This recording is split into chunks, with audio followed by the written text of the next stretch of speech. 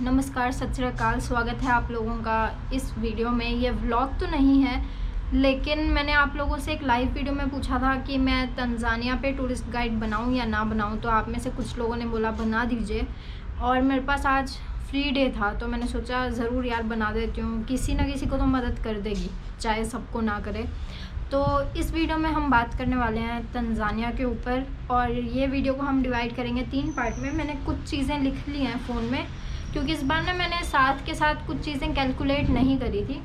तो इस वीडियो को हम डिवाइड करेंगे 3 पार्ट में। पहले में आ जाएगा कि मैं तंजानिया कैसे पहुंची और ट्रांजिट के बारे में, और दूसरे में वीज़ा और इमिग्रेशन, एंड लास्ट में बजट और कहाँ कहाँ आप तंजानिया में घूम सकते हैं एंड सेफ्टी वगैरह के ऊपर। लेकिन वीडियो शुरू करने से पहले आप लोगों का बहुत बहुत धन्यवाद। Thank you so much Tanzania की सीरीज़ को इतना प्यार देने के लिए। और मैं यहाँ पे ऑलमोस्ट 2 महीने से भी कुछ दिन ज़्यादा रही हूँ, 2 महीना 1 हफ़्ता रही हूँ मैं तंजानिया में। तो बहुत बहुत शुक्रिया आप सभी के सपोर्ट के लिए। मेरा चैनल इस वीडियो से बहुत ज़्यादा ग्रो किया है। मैंने सोचा भी नहीं था कि चैनल इतना ज़्यादा ग्रो हो जाएगा।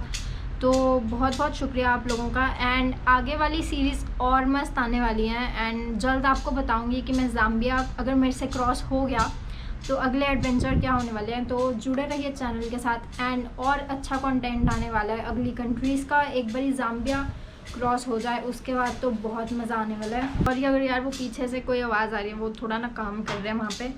लेकिन तो सबसे पहली चीज़ कि मैं इंडिया से तंजानिया कैसे आई, कौन सी एयरलाइन से आई। अगर आप लोगों ने वीडियो नहीं देखी है ये वाली, तो मैं लिंक डिस्क्रिप्शन में डाल दूँगी इन वीडियोस का। लेकिन मैं अभी इसमें दोबारा से शॉर्ट में बता देती हूँ कि जब मैं आई थी तो डायरेक्ट फ़्लाइट्स बहुत कम थी, और जो थी वो उनकी जो टिकट प्राइस था वो बिज़नेस क्लास जितना था या बहुत ज़्यादा था। तो मुझे अपनी फ़्लाइट्स ना अलग अलग ढूंढनी पड़ी। फॉर एग्ज़ाम्पल मैं दिल्ली से आई पहले दुबई, तो ये मैंने इंडिगो में सफ़र अपना करा था। तो दिल्ली से दुबई इंडिगो में, एंड उसके बाद दुबई से मैं तंजानिया पहुंची। लेकिन बीच में एक जगह स्टॉप था इथोपिया में, तो वो थी मेरी इथोपियन एयरलाइन। तो मैंने 2 कंपनीज़ के साथ फ़्लाइट बुक करी थी, एक इंडिगो और एक इथोपियन एयरलाइन। लेकिन मेरे तंजानिया जाने के 1 हफ़्ते 10 दिन बाद ही एक फ़्लाइट शुरू हो गई जो तंजानिया की कंपनी है, एयर तंजानिया। तो इस फ़्लाइट का फ़ायदा ये है कि ये मुंबई से चलती है, शायद दिल्ली से चलती है कि नहीं मुझे नहीं पता, लेकिन मुंबई से पक्का चलती है और डायरेक्ट ये पहुंचती है दर एस सलाम में या ज़ांज़ीबार में, जैसे भी आप बुक करेंगे। तो अब जिनको तंजानिया आना है वो एयर तंजानिया से आए। प्राइस भी अच्छा है, ज़्यादा महंगी भी नहीं है, एंड आपका फ़ायदा होगा तंजानिया में आने का। मेरे टाइम सीन थोड़ा अलग था तो मुझे दूसरी एयरलाइन के साथ आना पड़ा, लेकिन अब एयर तंजानिया अवेलेबल है एंड दिक्कत वाली कोई बात नहीं है। और तंजानिया के जो कोरोना टेस्ट के रूल्स हैं वो आप पढ़ सकते हैं जाके वेबसाइट पे, तंजानिया की ऑफिशियल वेबसाइट पे, या आजकल तो जो एयरलाइन वाली ऐप्स होती हैं वहाँ पे भी लिखा हुआ आता है कंट्रीज़ के क्या क्या रूल हैं। तो शायद तंजानिया में 70 से 90 घंटे के बीच आपको कोरोना टेस्ट दिखाना था, लेकिन वो मैं आपको इमिग्रेशन वाले पार्ट में जाके बताऊंगी कि हुआ क्या। अभी सिर्फ मैं ये बता रही हूँ कि फ़्लाइट के टाइम मेरे को क्या क्या डॉक्यूमेंट्स चाहिए थे। दुबई में था शायद 72 आवर्स जितना मुझे याद है। तो ये सीन था, कोरोना टेस्ट चाहिए था। फ़्लाइट्स मैंने ऐसे बुक करी थी अपने लिए, लेकिन अब आप लोग एयर तंजानिया बुक कर सकते हैं। मुझे फ़्लाइट का प्राइस पड़ा था उस टाइम 26,500 रुपये समथिंग, 26,500 समथिंग। लेकिन मेरे दोस्त के क्रेडिट कार्ड पे ना डिस्काउंट चल रहा था, तो उसने मेरी फ़्लाइट बुक कर दी थी, तो मुझे पड़ा था 22,000 रुपये के करीब, 22,000 के आसपास। और इसलिए थोड़ा सा मैंने दोस्त के कार्ड से थोड़ा पैसा सेव कर लिया। ऑफ कोर्स मैं बजट में थी उस टाइम, बहुत ही तगड़े बजट में थी मैं उस टाइम। तो एक एक रुपया बहुत मायने रखता था मेरे लिए। तो फ़्लाइट मुझे थोड़ी महंगी पड़ी। शायद आपको इस टाइम एयर तंजानिया से 18 या 22,000 के बीच में पड़ जाएगी विदाउट एनी क्रेडिट कार्ड और डिस्काउंट। अगर आपके पास कोई ऐसा क्रेडिट कार्ड वगैरह है जिस पे डिस्काउंट है, तो आपको 18 से 20,000 के बीच तंजानिया की फ़्लाइट मिल जानी चाहिए। और उस टाइम थोड़ी महंगी थी, लेकिन इसलिए थोड़ी दिक्कत आई थी। बाकी हुआ फ़्लाइट का, कोरोना टेस्ट चाहिए था मुझे, और ट्रांजिट के लिए दुबई के लिए कुछ पेपर्स नहीं चाहिए थे, क्योंकि मेरा ट्रांजिट 24 घंटे से कम में था। तो दुबई से ट्रांजिट आराम से वो लोग करने दे रहे थे। लेकिन जैसा मैंने आपको एक वीडियो में बताया था कि दुबई एयरपोर्ट पे मेरे साथ थोड़ा क्लेश हो गया था। वहाँ पे मेरे पास रिटर्न टिकट नहीं थी इंडिया की, तो मैंने उन्हें समझाया कि भाई मैं इंडिया नहीं आने वाली हूँ 5-6 महीने, मैं 5-6 महीने के बाद आऊँगी, 1 साल भी लग सकता है, तो मैं रिटर्न टिकट अभी क्यों कराऊँ। लेकिन तब भी वो सुन नहीं रहे थे, मेरे पीछे ही पड़ गए थे। और मैंने ना पहली बार अपनी लाइफ में direct face to face corruption face करी है। वो थी दुबई एयरपोर्ट पे इथोपियन एयरलाइंस के साथ। मेरे को बोलते हैं कि आपको तो रिटर्न टिकट चाहिए, और अगर रिटर्न टिकट बुक करोगे तो हमारी एयरलाइन के साथ बुक करना, वरना अगर अब आपने किसी और एयरलाइन के साथ बुक करी तो हम आपको जाने नहीं देंगे। तो मेरे सामने उन्होंने मुझे ये वर्डिंग्स बोली एंड मेरे होश उड़ गए थे कि दुबई जैसी कंट्री में, दुबई जैसे एयरपोर्ट में ये चीज़ें हो रही हैं। एंड उसके बाद एक और चीज़ हुई थी कि जब मेरे सामने, मैं बोर्डिंग पास वाली जगह गई बात करने, और वहाँ पे एक आदमी थे, उनकी भी सेम सिचुएशन थी, उनके पास भी ई वीज़ा ही था जो कि रिजेक्ट कर सकता है इमिग्रेशन, कोई श्योरिटी नहीं है जब आप कंट्री पे जाते हो, और उनके पास भी रिटर्न टिकट नहीं थी। उनसे कोई क्वेश्चन नहीं पूछा और उन्हें जाने दिया, ठीक है। मैंने उन्हें अपने सारे डॉक्यूमेंट्स दिखा दिए प्रॉपर, मैंने अपना उन्हें यूट्यूब चैनल भी बाकायदा दिखाया, लेकिन उन्होंने मुझे जाने नहीं दिया। तो ये दूसरी चीज़ थी जेंडर इनइक्वालिटी, वो भी दुबई जैसी कंट्री में जो इतनी डेवलप है, जिसकी इतनी अच्छी रेपुटेशन है। वहाँ पे मेरे सामने एक आदमी, एक लड़का जा रहा है बिना किसी क्वेश्चनिंग के, इतनी इज्जत से, और सिर्फ मैं लड़की हूँ तो उन्होंने मुझे सोचा कि हाँ ठीक है, इससे हम ज़बरदस्ती टिकट बुक करवा सकते हैं, शायद इसको इतना नहीं पता, अच्छा मौका मिला है बुद्धू बनाने का। लेकिन मैंने फिर उन्हें बोला कि भाई देखो, आपकी जो वेबसाइट है वहाँ पे कहीं पे भी मेंशन नहीं है कि आपको रिटर्न टिकट चाहिए। दूसरा, मेरे सामने आपने एक बंदे को जाने दिया है, और अगर आपको इतनी दिक्कत है तो आप तंजानिया की इमिग्रेशन को यहाँ पे बुलाइए, मैं उनसे बात करने के लिए तैयार हूँ, उन्हें मैं इंटरव्यू दे दूँगी, और अगर उन्होंने मुझे डिपोर्ट करा तो मैं इंडिया वापस चली जाऊँगी। तो दुबई एयरपोर्ट पे मेरी ये बहस हो गई थी और मेरा एक्सपीरियंस बहुत ही बेकार था। ये तो बात आई कि ये सारी चीज़ें कैसे हुई, लेकिन फिर जब मैंने उन्हें यह बोला तो वो मान गए थे, उन्होंने मुझे बोर्डिंग पास दे दिया और जाने दिया। तो फिर मैं वैसे ही तंजानिया पहुंची इथोपियन एयरलाइन से। इथोपिया में थोड़ा रुकना था, लेकिन टाइम ही नहीं मिला, सब कुछ फटाफट से क्लियर करा और दोबारा से नेक्स्ट फ़्लाइट ली एंड ज़ांज़ीबार हम पहुंच गए। तो अब अगला पार्ट आया वीज़ा और इमिग्रेशन का। तो तंजानिया का आप वीज़ा एम्बेसी में भी ले सकते हैं, ई वीज़ा भी ले सकते हैं, और वीज़ा ऑन अराइवल भी ले सकते हैं। तो जो वीज़ा मैंने लिया था वो वीज़ा ऑन अराइवल लिया था, क्योंकि यार क्यों मैं एम्बेसी जाऊँ जब वीज़ा ऑन अराइवल मिल रहा है, और मैं ई वीज़ा भी क्यों अप्लाई करूँ जब मुझे वीज़ा ऑन अराइवल आराम से मिल रहा है, कोई दिक्कत वाली बात नहीं है। तो मैं ज़ांज़ीबार पहुँची एयरपोर्ट पे, जहाँ पे वीज़ा मिलता है काउंटर पे, मैं वहाँ पे गई, उन्होंने मुझे एक फॉर्म दिया भरने के लिए। वहाँ पे मैंने नाम लिखा, पासपोर्ट नंबर लिखा, सारी इन्फॉर्मेशन भरी। फिर लास्ट में एक मेन चीज़ उन्होंने पूछी कि आप नेक्स्ट कंट्री कहाँ जाओगे एंड कैसे जाओगे। तो मैंने लिख दिया मैं कीनिया जाऊँगी और मैं लैंड बॉर्डर से जाऊँगी। मैंने ये नहीं लिखा कि मैं वापस इंडिया आऊँगी। मैंने उन्हें साफ, मैंने झूठ नहीं बोला, ना मैंने तंजानिया में अपनी झूठी टिकट दिखाई इंडिया की। मैंने साफ साफ लिख दिया कि भाई मैं कीनिया जाने वाली हूँ और बाय लैंड बॉर्डर, और मैंने उन्हें ये फॉर्म फिल भर के दे दिया इमिग्रेशन पे वहाँ पे। तो उन्होंने मेरा फॉर्म देखा, चेकिंग वगैरह करी, 2-5 मिनट का काम था उनका। उसके बाद हैरानी की बात यह है कि उन्होंने मुझे कोरोना का सर्टिफिकेट उन्होंने चेक नहीं करा। तो इवन एयरपोर्ट पे तो कुछ लोगों ने मास्क भी नहीं पहना हुआ था तंजानिया में। वो लोग विश्वास ही नहीं करते तंजानिया में कि कोरोना है भी तंजानिया के अंदर। वो कहते हैं तंजानिया में कोई कोरोना नहीं है। तो उन्होंने मेरी रिपोर्ट्स भी चेक नहीं करी, बस वो मेरा वीज़ा वाला फॉर्म देखा, उसको चेक करा, स्कैन वगैरह करा मेरा पासपोर्ट, एंड उसके बाद क्या था, मेरे को बोलते कि $50 का वीज़ा है, तो कार्ड पेमेंट भी हो जाती है या डॉलर में पेमेंट होएगी। तो मेरे पास कार्ड था तो मैंने कार्ड स्वाइप करवा दिया एंड $50 का मुझे साथ के साथ वीज़ा दे दिया उन्होंने। जैसा मैंने पहले बताया था, ज़ांज़ीबार पे मैंने वीज़ा लिया था तो उन्होंने बोला 2 हफ्ते का वीज़ा दिया हमने, उसके बाद आप नवे इमिग्रेशन पे जाइए और अपना वीज़ा फ्री में एक्सटेंड करवा लीजिए। तो दरअसल में ऐसा होता है या नहीं वो मुझे नहीं पता, लेकिन ज़ांज़ीबार में ऐसा हुआ था। तो आपको लेकिन वीज़ा मिलता है $50 में 3 महीने का, लेकिन आपको बार बार जाके ना हर 1 महीने बाद आपको एक्सटेंड करवाना पड़ता है वीज़ा।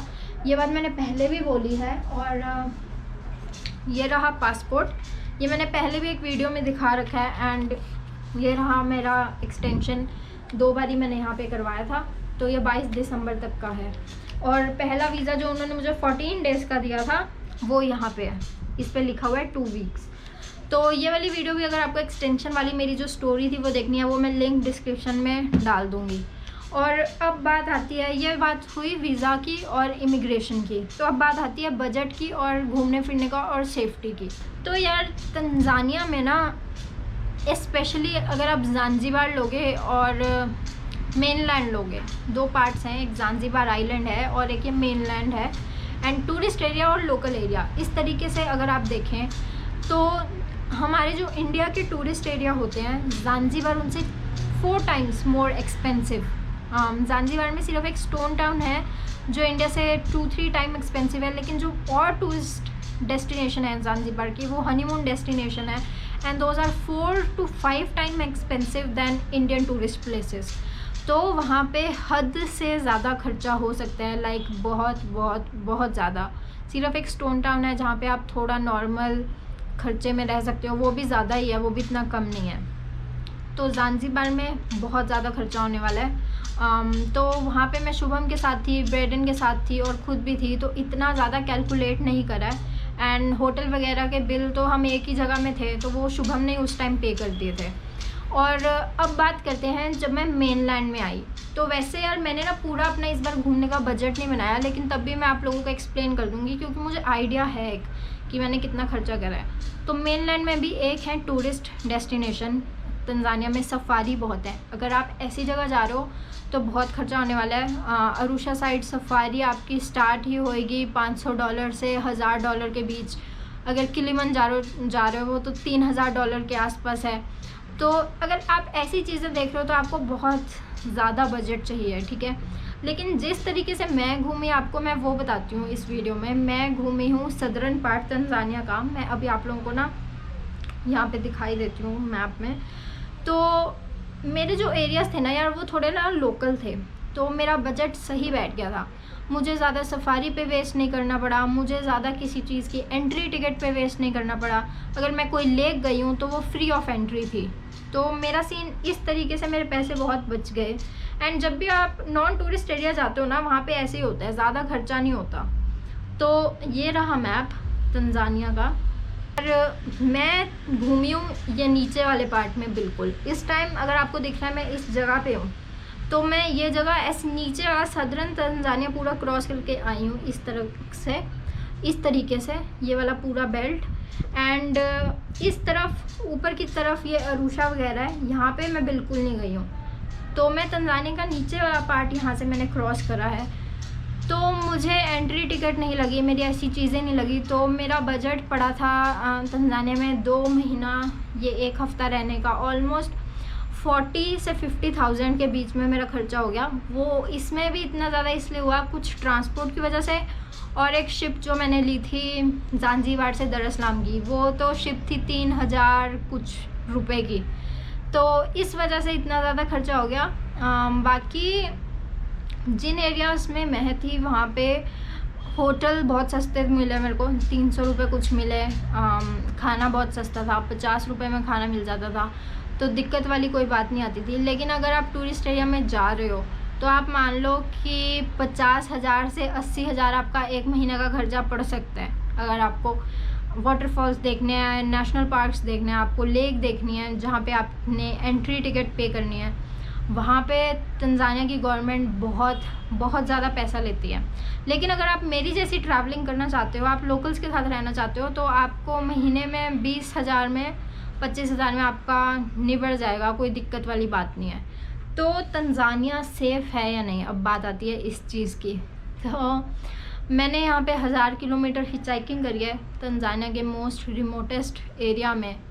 तो मैं ये तो नहीं कहूँगी कि इट इज़ अनसेफ़, ऐसा नहीं बोलूँगी मैं, लेकिन 10% अनसेफ़ दुनिया की हर जगह होती है। तो हाँ 10% अनसेफ़ है, लेकिन 90% अनसेफ़ है मैं ऐसा नहीं कहूँगी। बहुत कंफर्टेबल थी मैं यहाँ पे, बहुत अच्छी जगह है। लोकल्स आपको बहुत वेलकम करते हैं, हंस के आपसे बात करते हैं। इन्हें इंग्लिश नहीं आती तब भी स्वाहिली में बात करने लग जाएंगे और पूछेंगे आप मेरी स्वाहिली क्यों नहीं समझ पा रहे हो। तो लोकल्स बहुत बहुत ज़्यादा वेलकमिंग है, डरने वाली कोई बात नहीं है यहाँ पे। ज़रूर अगर आप घूमना चाहते हैं ज़रूर तंजानिया आइए। एंड अगर आपको अफ्रीका घूमना है तो तंजानिया एक ऐसी सराउंडिंग है अपने आप में जो आपको बहुत कंफर्टेबल फील करवाएगी, डरने वाली बात नहीं है। And it can be your starting place to start to explore more Africa. तो आप यहाँ पे कंफर्टेबल रहेंगे, आप यहाँ पे सेफ़ रहेंगे, कोई दिक्कत वाली बात नहीं है। आराम से घूमने आइए, हिचहाइकिंग करिए अगर करनी है तो, लोकल से प्यार से बात करिए। यहाँ पे ना they are sensitive people of course. तो लोकल्स यहाँ पे बहुत अच्छे हैं लेकिन they are little sensitive. But वैसी जैसा हम सोचते हैं ना अफ्रीका के बारे में वैसा कुछ नहीं था। आपने यार मेरी वीडियोस में देख ही लिया होगा, मुझे बोलने की ज़रूरत ही नहीं है ये। और घूमने की जगह मैंने आपको बता दी मैं किस एरिया में घूमी हूँ। अगर आपको टूरिस्ट एरिया जाना है तो वो अरुषा वाली साइड ऊपर वाला पार्ट है, लेकिन मुझे टूरिस्ट एरिया में नहीं जाना था, इसलिए मैं जो मथुआरा वाली साइड थी, बेया वाली साइड थी, मैं यहाँ से नीचे यू टर्न लेके आई हूँ। और एक मैंने टूरिस्ट एरिया करा था ज़ांज़ीबार। तो ये मेरी तंजानिया की पूरी जर्नी थी जो मैंने आप लोगों को इतनी लंबी वीडियो में अभी बता दी है। एंड उम्मीद है कि ये वीडियो किसी ना किसी को हेल्प करे। मैंने वीज़ा के पैसे बता दिए, फ़्लाइट के पैसे बता दिए, मैंने खुद का बजट बता दिया। और आप लोगों की मदद के बिना ये वीडियो नहीं बन पाती यहाँ तक। मुझे तंजानिया में कोई काम करना पड़ता या वॉलंटियर हो जाती मैं, ऐसा कोई एनजीओ ढूंढना पड़ता था। आप लोगों ने डोनेट करा है तभी ये वीडियोस यहाँ तक बन पाई हैं एंड मैं तंजानिया ट्रैवल कर पाई हूँ। तो जिन्होंने भी यार मेरा UPI ID देख के स्पेशली डिस्क्रिप्शन से डोनेट करा उन सबको बहुत बहुत थैंक यू, क्योंकि मेरे पास 50,000 नहीं थे 2 महीने के लिए। आप लोगों ने उस वीडियो में देखा था कि मैं 30,000 के बजट में आई थी। तो आप सबकी वजह से ये ट्रिप पॉसिबल हो पाया है and I am really thankful. मेरे पास अभी शब्द नहीं है आप लोगों का शुक्रिया करने के लिए। बट आप लोगों से अब हम मिलते हैं नवे कंट्रीज़ की सीरीज़ में एंड देखते हैं नवे एडवेंचर क्या रहेंगे। और आई एम वेरी एक्साइटेड। उम्मीद है आप लोगों को पसंद आए और घूमते रहिए एंड अपना ध्यान रखिए। एंड आप लोगों से मिलते हैं हम न्यू सीरीज़ में। Thank you so much.